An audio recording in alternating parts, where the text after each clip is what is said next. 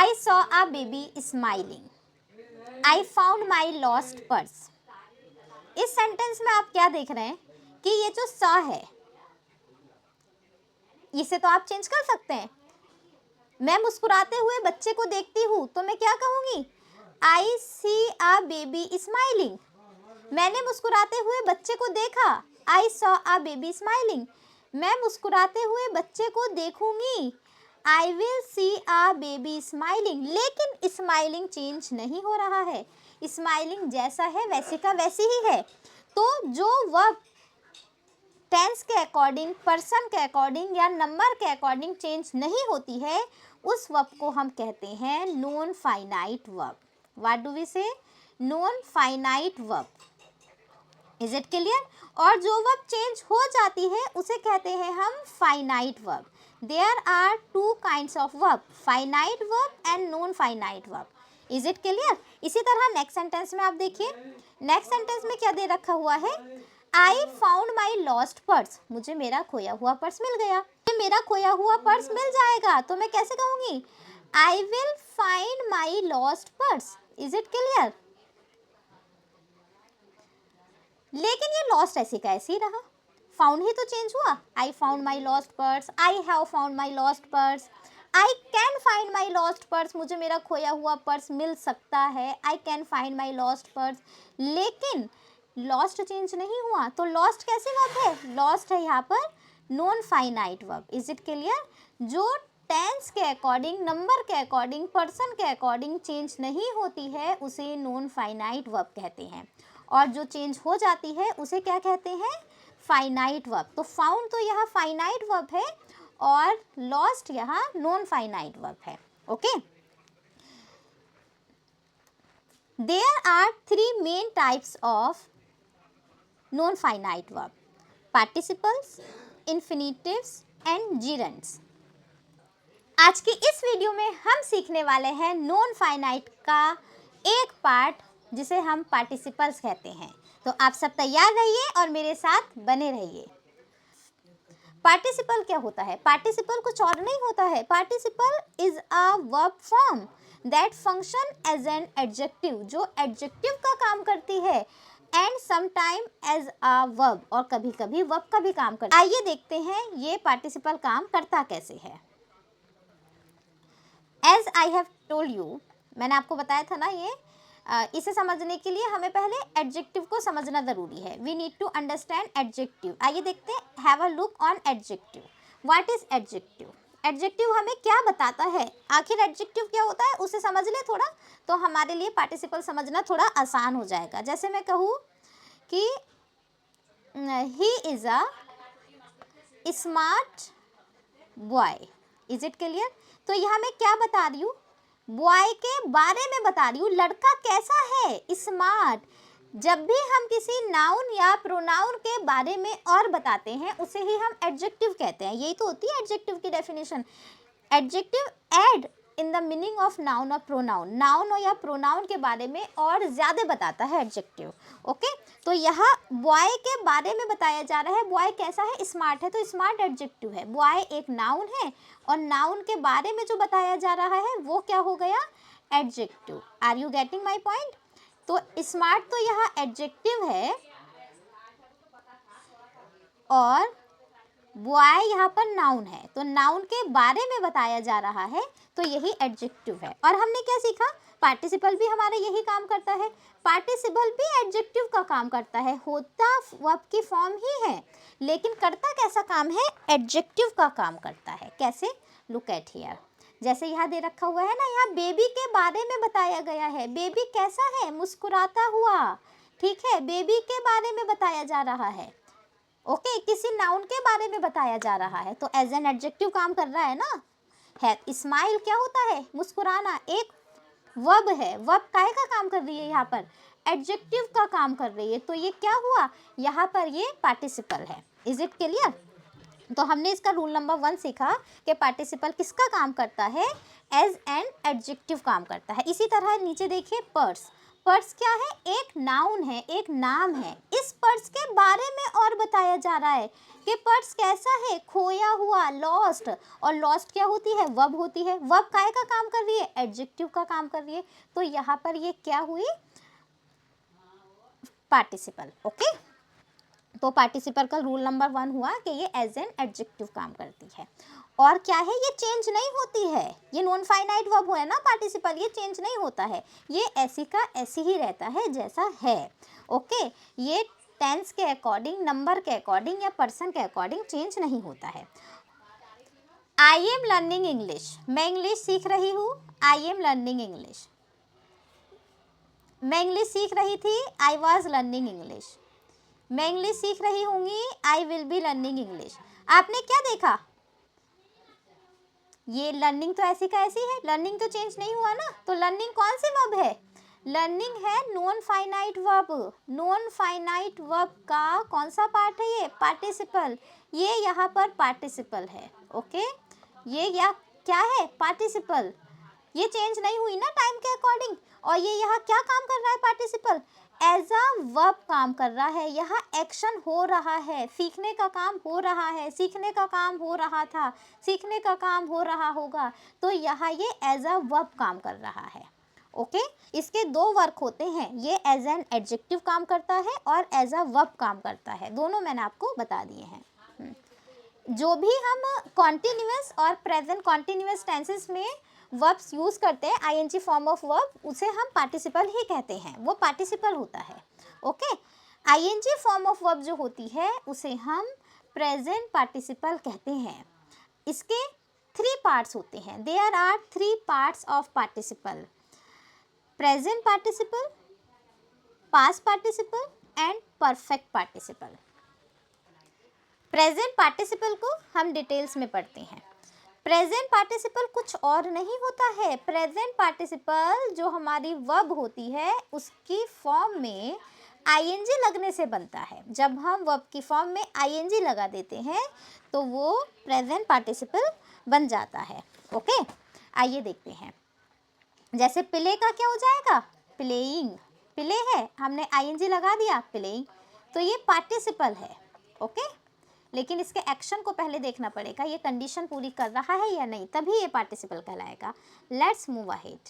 जैसे देखिए, लोमड़ी ने शेर को देखा, लोमड़ी भाग गई। Okay, the fox saw a lion, the fox ran away. हम किस तरह से कह सकते हैं? शेर को देखकर लोमड़ी भाग गई। सबसे पहली बात तो हम प्रेजेंट पार्टिसिपल का यूज़ वहाँ करते हैं जहाँ एक काम के फौरन बाद दूसरा काम होता है।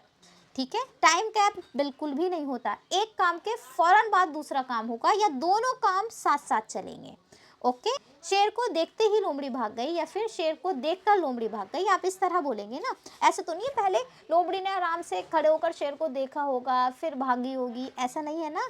या तो दोनों काम साथ साथ चल रहे होंगे, देखा उनने, देखते ही वो भाग गई, देखते देखते वो भाग रही है शेर को ना, या फिर देखते ही 1 सेकंड का भी उन्हें टाइम नहीं लगाया, वो एकदम भाग गई। तो तब हम प्रेजेंट पार्टिसिपल का यूज़ करते हैं। एक काम के फौरन बाद दूसरा हो रहा है या दोनों काम साथ साथ चल रहे हैं। तो इस सेंस में हम बोलते हैं ना, देखते ही, शेर को देखते ही, क्या आ रहा है लास्ट में? ते ही, देखते ही, जब इस तरह बोलते हैं। या फिर देख कर, इस तरह से आता, खेल कर, देख कर, खेलते ही, देखते ही, ते ही, कर, इस तरह के वर्ड आते हैं लास्ट में ऑलमोस्ट। तो हम इन 2 सेंटेंसेस को मिलाकर बनाते हैं। पार्टिसिपल का यूज़ कर कर हम इनको ज्वाइन करते हैं, कंबाइन करते हैं। और किस तरह बोलेंगे? शेर को देखते ही लोमड़ी भाग गई। शेर को देखते ही, इसको कैसे कहा जाएगा? Seeing a lion the fox ran away. Okay, हमने इसे कंबाइन कर दिया, seeing a lion the fox ran away. Is it clear? Let's move ahead. यहाँ कुछ बातों का ध्यान रखिए जब हम 2 सेंटेंसेस को ज्वाइन करेंगे। The fox a lion, the fox ran away, ये 2 सिंपल सेंटेंसेस दे रखे हुए हैं। इन्हें ज्वाइन कर कर हम एक सिंपल सेंटेंस ही बनाएंगे। सिंपल सेंटेंस होता क्या है? सिंपल सेंटेंस वो होता है जिसमें केवल एक ही फाइनाइट वर्ब होती है, उसे हम सिंपल सेंटेंस कहते हैं। देखिए, शेर को देखकर लोमड़ी भाग गई। Seeing a lion the fox ran away. यहाँ पर एक ही फाइनाइट वर्ब है ना, रेन ही तो चेंज हो सकती है, सीइंग तो चेंज नहीं हो सकता, चाहे तो देख लीजिए। शेर को देखकर लोमड़ी भाग जाएगी। Seeing a lion the fox will run away. शेर को देखकर लोमड़ी भाग जाती है। Seeing a lion the fox run away. शेर को देखकर लोमड़ी भाग गई। Seeing a lion the fox ran away. Ran ही तो चेंज हुआ ना, सीइंग तो चेंज नहीं हुआ, तो सीइंग नॉन फाइनाइट वर्ब है और रेन फाइनाइट वर्ब है, तो केवल एक ही फाइनाइट वर्ब है ना, इसीलिए ये सिंपल सेंटेंस है। आगे देखें, यहाँ फॉक्स के बारे में बताया जा रहा है। फॉक्स क्यों भागी? शेर को देखकर, ठीक है। तो यहाँ सीइंग फॉक्स के बारे में बता रहा है ना, देखकर, तो इसीलिए सीइंग यहाँ पर पार्टिसिपल है, present participle. Seeing a lion के बाद आपको कॉमा लगाना है, ओके। सेंटेंसेस को ज्वाइन करने को हम सिंथेसिस कहते हैं। आइए आगे और देखते हैं सेंटेंसेस हम कैसे ज्वाइन करते हैं। उसने संगीत सुना, वह नाचने लगी। She heard the music, she started dancing. अब इन दोनों सेंटेंसेस को मिलाकर हम कैसे कहेंगे? संगीत सुनते ही वह नाचने लगी, इस तरह ही तो बोलेंगे हम। संगीत सुनते ही वह नाचने लगी। Hearing the music she started dancing. Okay, let's move ahead. Next sentence देखिए, लड़का गिर गया, वह रोने लगा। The boy fell down, he started crying. तो किस तरह कहेंगे? गिरते ही लड़का रोने लगा, यस और no? Falling down the boy started crying. हमने आग देखी, हमने तुरंत पानी डाला। We saw the fire, we immediately poured water. पानी डालने के लिए पॉर वर्ड यूज करते हैं, ओके। तो हम कैसे कहेंगे? आग देखते ही हमने तुरंत पानी डाला। आग देखते ही, seeing the fire, we immediately poured water. Okay, we have to combine the sentence using participle. अब नेक्स्ट देखिए, छात्र ने प्रश्न सुना, उसने उत्तर दिया। The student heard the question, he answered. अब क्या कहेंगे? प्रश्न सुनकर या प्रश्न सुनते ही छात्र ने उत्तर दिया, इस तरह ही तो कहा जाएगा जब कंबाइन कर कर।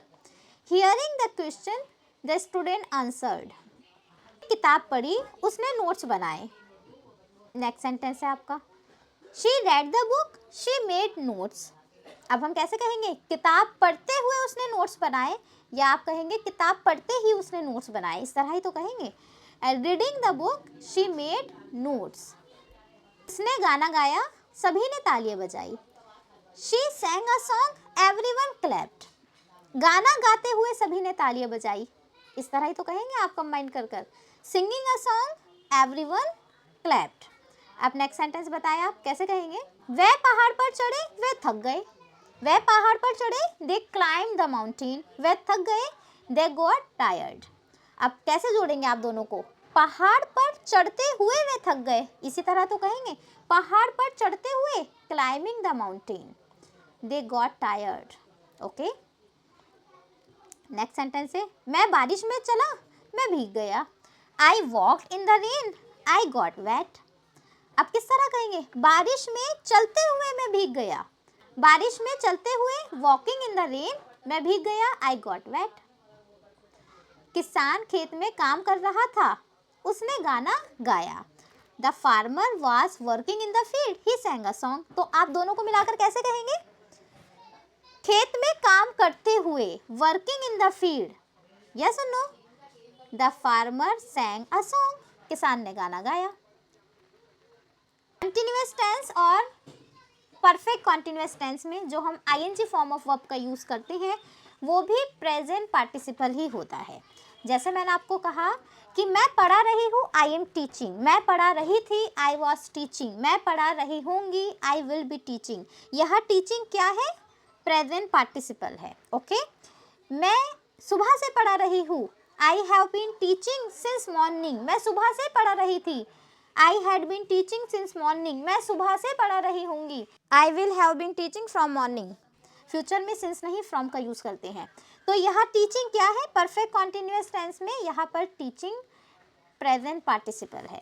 जो भी कॉन्टिन्यूअस टेंस और परफेक्ट कॉन्टिन्यूअस टेंस में वर्ब हम यूज़ करते हैं आईएनजी फॉर्म ऑफ वर्ब, वो भी प्रेजेंट पार्टिसिपल ही होती है। क्यों होती है? क्योंकि ये भी चेंज नहीं होती ना, ये ऐसी की ऐसी रहती है। देखिए आप, teaching teaching teaching teaching teaching teaching change नहीं हुई ना, तो इसीलिए ये वर्ब भी हमारी नॉन फाइनाइट वर्ब है। नॉन फाइनाइट वर्ब का एक पार्ट पार्टिसिपल है। ये पार्टिसिपल का भी एक काइंड है प्रेजेंट पार्टिसिपल, वो है ये। अब देखते हैं हम पास्ट पार्टिसिपल। पास्ट पार्टिसिपल क्या होता है? वर्ब की थर्ड फॉर्म। वर्ब की थर्ड फॉर्म से पास्ट पार्टिसिपल बनता है। जैसे कि मैंने आपको बताया, पार्टिसिपल दो काम करता है। क्या काम होता है पार्टिसिपल का? ये एक तो एडजेक्टिव की तरह काम करता है, मीन्स किसी भी नाउन या प्रोनाउन के बारे में बताता है। और दूसरा इसका क्या काम होता है? ये एज अ वर्ब काम करता है। ओके, जैसे मैंने आपको एग्जाम्पल दिया था ना, लॉस्ट पर्स, वहाँ लॉस्ट क्या था? थर्ड फॉर्म थी ना, थर्ड फॉर्म ऑफ वर्ब। तो थर्ड फॉर्म ऑफ वर्ब क्या होती है? Past participle. और क्योंकि वो वर्ब वहाँ पर पर्स के बारे में बता रही थी, वहाँ वर्ब एज एन एडजेक्टिव काम कर रही थी ना, इसीलिए कौन सा पार्टिसिपल हुआ? Past participle. आइए देखते हैं सेंटेंसेस। घर जल गया, हमने उसे देखा। ठीक है, the house was burned, we saw it. अब हम इन दो सेंटेंसेस को आपस में मिलाकर एक सेंटेंस हम बनाएंगे। ओके, तो हम कैसे कहेंगे? आप सोचिए ज़रा, हम किस तरह बोलेंगे? हमने जला हुआ घर देखा, इस तरह से ही तो कहेंगे, एक सेंटेंस बन जाएगा। घर जल गया, द हाउस वाज बर्न, हमने उसे देखा, वी सॉ इट। ये दो सेंटेंस है ना, देखिए आप, इन दो को मिलाकर हम एक बना देते हैं। तो हम कैसे कहेंगे? हमने जला हुआ घर देखा, या फिर जला हुआ घर हमने देखा, इस तरह ही तो कहेंगे। तो कैसे कहा जाएगा? We saw the burned house, we saw the burned house. Okay, let's move ahead. यहाँ बर्न क्या है? देखिए, हाउस के बारे में बताया जा रहा है ना, हाउस कैसा है? जला हुआ। किसी भी नाउन की क्वालिटी बता रहा है ना वर्ब यहाँ पर, तो ये क्या हुआ यहाँ पर? पार्टिसिपल। कौन सा पार्टिसिपल है? वर्ब की थर्ड फॉर्म है, तो पास्ट पार्टिसिपल। ओके, ये याद रखेंगे आप। चलिए आगे चलते हैं। अब पक्षी घायल था, वह उड़ गया। The bird was wounded, it flew away. पक्षी घायल था, द बर्ड वॉज wounded, वह उड़ गया, it flew away. तो हम कैसे कहेंगे दोनों को मिलाकर? घायल पक्षी उड़ गया, ऐसे तो कहेंगे, घायल पक्षी उड़ गया। तो the wounded bird flew away। यहाँ बर्ड के बारे में बताया जा रहा है। देखिए, घायल, बर्ड कैसी है? घायल। तो यहाँ क्या हुआ? ये एज एन एडजेक्टिव काम कर रहा है ना, तो यहाँ ये पास्ट पार्टिसिपल है क्योंकि V3 है। Let's move ahead to the next one. लड़की को देखा, वह खो गई। किस तरह कहेंगे? We saw the girl, she was lost. अब इन दोनों को मिलाकर हम कैसे कहेंगे? हमने खोई हुई लड़की को देखा, इस तरह ही तो कहा जाएगा ना। We saw the lost girl. Okay, यहाँ देखिए, लड़की के बारे में बताया जा रहा है। लड़की कैसी है? खोई हुई लड़की, नाउन है ना गर्ल। गर्ल के बारे में क्या बताया जा रहा है? कैसी है वो? खोई हुई। Is it clear? तो यहाँ verb as an adjective work कर रही है। किताब फटी हुई थी, मैंने उसे फेंक दिया। The book was torn, I through it away. Okay, अब मैं क्या कहूँगी? मैंने फटी हुई किताब को फेंक दिया, इस तरह से ही तो कहा जाएगा। मैंने फटी हुई किताब को फेंक दिया, या फिर फटी हुई किताब को मैंने फेंक दिया। तो किस तरह आप कहेंगे? फटी हुई किताब मैंने फेंक दी, I threw away the torn book. Okay, आदमी घायल था, डॉक्टर ने उसकी मदद की। The man was injured. Okay, the doctor helped him. आप कैसे कहेंगे? घायल आदमी की डॉक्टर ने मदद की, इस तरह ही तो आप कहेंगे। The doctor helped the injured man. Okay, let's move ahead to the next sentence. Glass टूटा हुआ था, मैंने उसे फेंक दिया। ग्लास टूटा हुआ था, the glass was broken, I through it away. मैंने उसे फेंक दिया, आई थ्रू इट अवे। अब मैं कैसे कहूँगी? टूटा हुआ ग्लास मैंने फेंक दिया। जो नाउन है ना, गिलास टूटा हुआ, तो इसको ही बना दो आप, टूटा हुआ ग्लास मैंने फेंक दिया। Okay, I threw away the broken glass. Next sentence देखिए, खोया हुआ बच्चा रो रहा था, पुलिस ने उसे ढूंढ लिया। The lost child was crying, the police found him. तो क्या कहा जाएगा, पुलिस ने खोए हुए बच्चे को ढूंढ लिया। यस और no? The police found the lost child.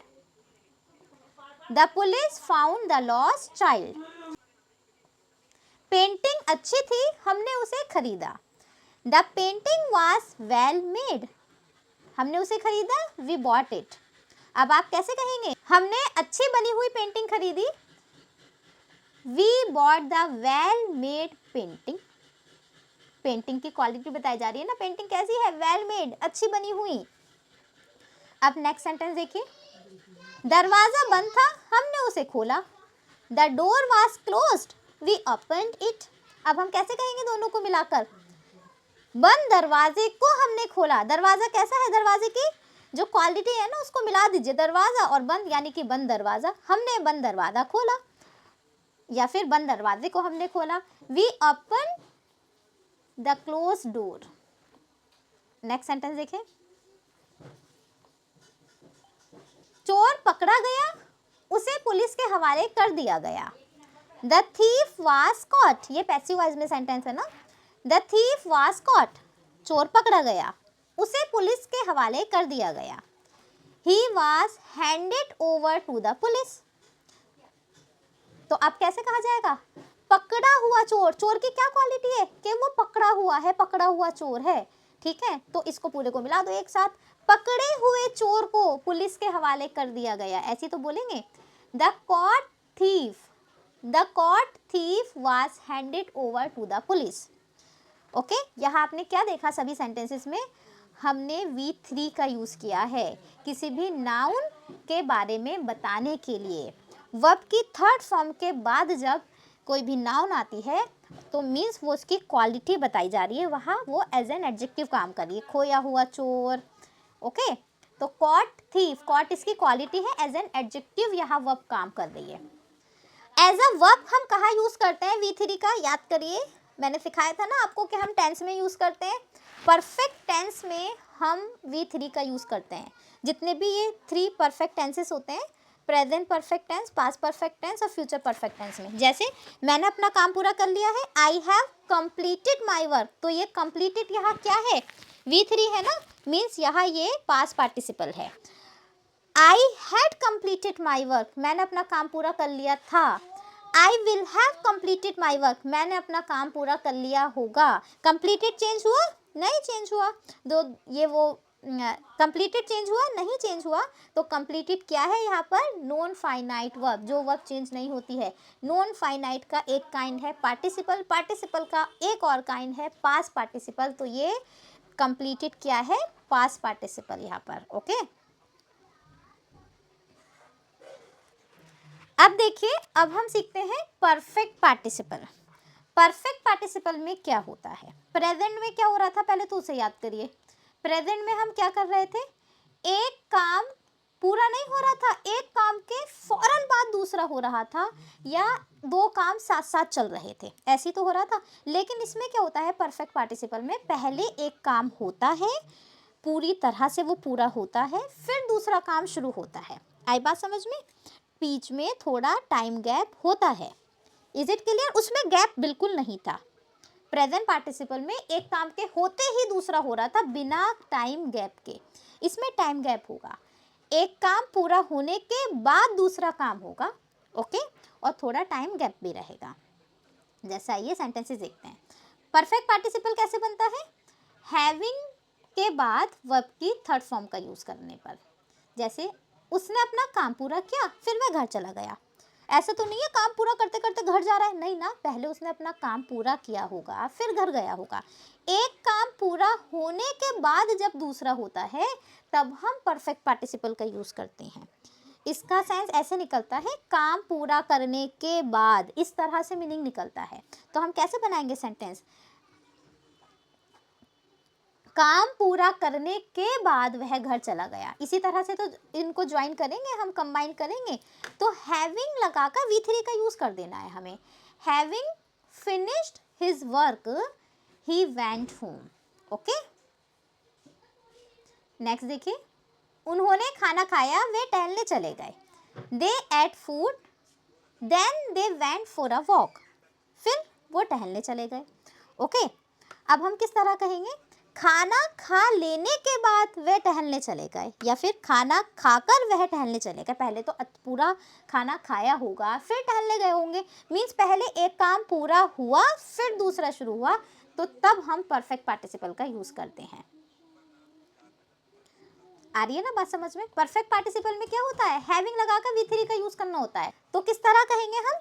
Having eaten food they went for a walk. वह टहलने चले गए। ओके, यहाँ एट का यूज हुआ है ना, तो एट की थर्ड फॉर्म क्या होती है? Eaten. Okay, let's move ahead. Next sentence देखिए, लड़के ने परीक्षा दी, फिर उसने खेलना शुरू किया। The boy gave his exam then he started playing. तो किस तरह हम कहेंगे? परीक्षा देने के बाद लड़के ने खेलना शुरू किया। ऐसी तो जोड़ेंगे, पहले तो परीक्षा दी, परीक्षा देने के बाद दूसरा काम हुआ ना, परीक्षा देने के बाद लड़के ने खेलना शुरू किया। तो हम कैसे कहेंगे? Having given his exam the boy started playing. Okay, मैंने किताब पढ़ी, फिर मैंने उसे अलमारी में रख दिया। I read the book then I kept it in the cupboard. यहाँ मैंने रेड क्यों बोला? रीड को जब हम सेकंड एंड थर्ड फॉर्म में यूज करते हैं तो रेड बोलते हैं, रीड नहीं बोलते। Okay, pronunciation second and third form में चेंज हो जाती है। तो मैं कैसे कहूँगी? किताब पढ़ने के बाद मैंने उसे अलमीरा में रख दिया, मीन्स अलमारी में रख दिया। तो हाउ विल आई से? Having red the book I kept it in the cupboard. Next sentence देखते हैं, उसने अपनी चाय खत्म की, फिर वह बाहर चला गया। He finished his tea then he went home. हम कैसे कहेंगे दोनों को मिलाकर? चाय खत्म करने के बाद वह बाहर चला गया। Having finished his tea he went home. Let's move ahead. हमने अपना होमवर्क किया, फिर हमने टीवी देखा। We did our homework then we watched TV. तो अब कैसे कहेंगे? होमवर्क पूरा करने के बाद हमने टीवी देखा। Having done our homework we watch TV. Having लगाकर देखिए V3 का यूज हो रहा है सभी में। नेक्स्ट सेंटेंस देखिए, ने पाठ समझाया, फिर उन्होंने प्रश्न पूछे। The teacher explain the lesson then he asked question. अब किस तरह हम कहेंगे ज्वाइन कर कर? समझाने के बाद टीचर ने प्रश्न पूछे। Okay, having explain the lesson the teacher asked questions. किसी भी तरह का इशू है, कोई भी सेंटेंस आपके समझ नहीं आया है, मुझसे कमेंट कर कर आप पूछ लीजिए। ओके, ये कुछ सेंटेंस दे रखे हुए हैं। अब पार्टिसिपल का यूज कर कर आप इन सेंटेंसेस को कंबाइन करिए और कमेंट कर कर मुझे बताइए आप कैसे कंबाइन करेंगे। Thank you so much.